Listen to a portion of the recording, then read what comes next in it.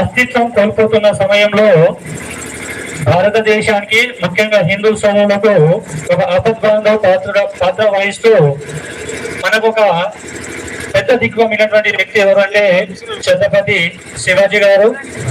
మరి శివాజీకి తల్లి యొక్క పెంపకంలో జిజాబాయి పెంపకంలో భక్తి మార్గంలో పోతూ సనాతన ధర్మం వైపు మళ్ళడం జరిగింది. మరి 1650 ఫిబ్రవరి 19 నాడు చిన్న మారుమూల ప్రాంతంలో జన్మించిన శివాజీ గారు ఎన్నో రకమైన ఎదుర్కొని శివాజీ కంటే ముందు ఎంతో మంది సంతానం అయినప్పటికీ చనిపోవడం జరిగింది. మరి వారి యొక్క తల్లి అయినటువంటి జిజాబాయి భవానీ మాత భక్తురాలతో మంచి ఒక వరంలా శివాజీ పుట్టడం జరిగింది.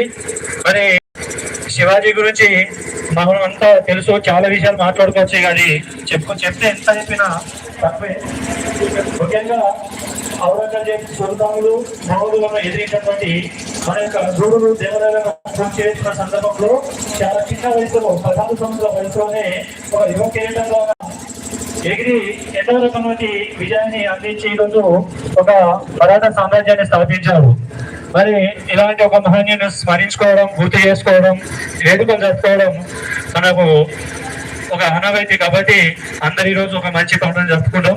మరి మన ముందు కూడా మన యొక్క హిందువులు సనాతన ధర్మ పరిరక్షకులందరూ ఒక ఐక్యతగా ఉండి శివాజీ యొక్క ఆశయాలను నెరవేర్చాలని కోరుకుంటూ ఇప్పుడు వేదికను ఉద్దేశించి ప్రసాద దేశాన్ని మాట్లాడాల్సిందే కోరుతున్నాం.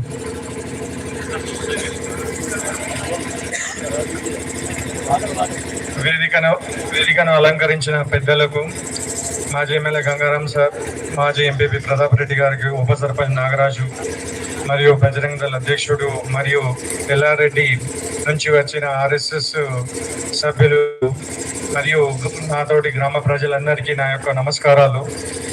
ఈరోజు ఎంతో పవిత్రమైన దినం మన భారతదేశానికి. ఎందుకంటే శివాజీ మహారాజ్ అనే వ్యక్తి జన్మించిన రోజు.